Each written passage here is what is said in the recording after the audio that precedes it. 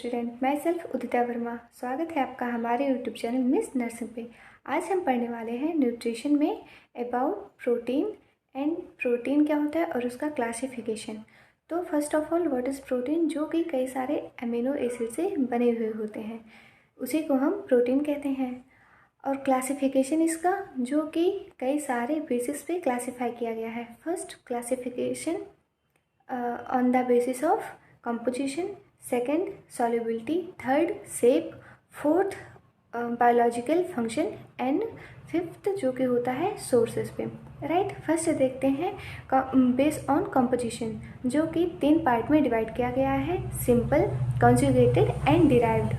अब हम बात करते हैं सिंपल प्रोटीन के बारे में। सिंपल प्रोटीन क्या होता है? सिंपल प्रोटीन सिर्फ और सिर्फ अमीनो एसिड से बना हुआ होता है, इसलिए इसे सिंपल प्रोटीन बोलते हैं। ठीक, सिंपल प्रोटीन जो हमारे बॉडी के फंक्शन में भी बहुत ही ज़्यादा हेल्पफुल होता है।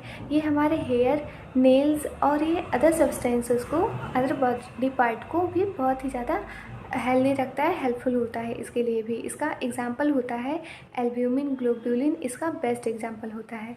राइट, सेकंड देखते हैं कॉन्जुगेटेड प्रोटीन, जो कि कॉम्प्लेक्स प्रोटीन होता है। ये प्रोटीन एंड नॉन प्रोटीन से बने हुए होते हैं। इसका एग्जांपल जैसे देखें तो हीमोग्लोबिन, जो ग्लोबिन होता है वो प्रोटीन और हीम होता है अदर सब्सटेंसेस। ठीक, इसलिए इसे कॉम्प्लेक्स प्रोटीन, कॉन्जुगेटेड प्रोटीन कहते हैं।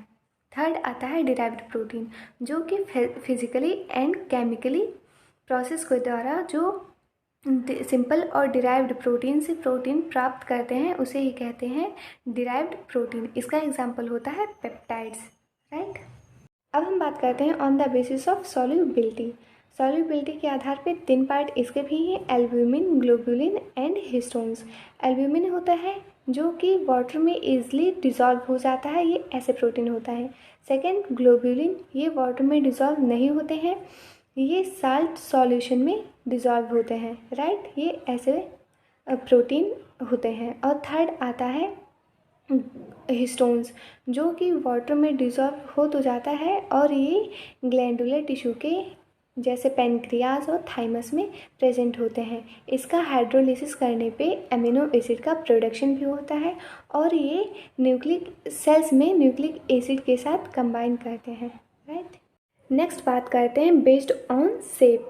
इसमें 2 पार्ट होते हैं, fibrous protein and globular protein. Fibrous protein होता है जो कि हमारे बॉडी सेल्स को एंड अदर होल ऑर्गेनिज्म को सपोर्ट प्रोवाइड करता है। इसमें इंसॉल्युबल इन वाटर होता है और ये हाईली रेजिस्टेंस होता है एंजाइम को डाइजेस्ट करने के लिए।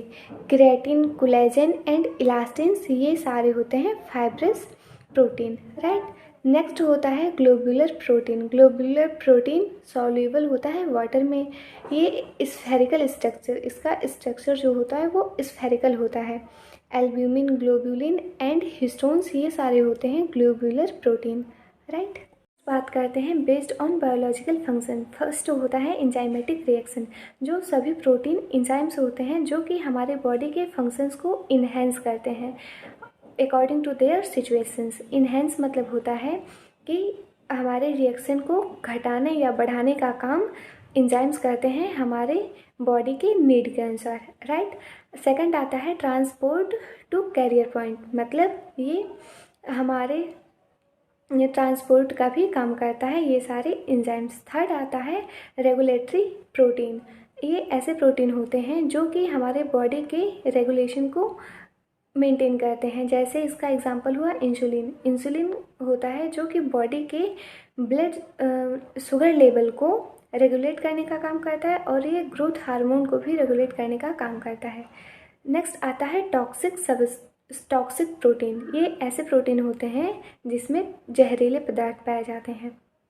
इसे जब हम कंज्यूम करेंगे तो इससे हमारे बॉडी के टिश्यू एंड सेल्स होते हैं, ये डैमेज हो जाते हैं, जो कि हमारे बॉडी के लिए बहुत ही ज़्यादा हार्मफुल होते हैं। नेक्स्ट बात करते हैं based on source of protein. First आता है plant source, second animal source.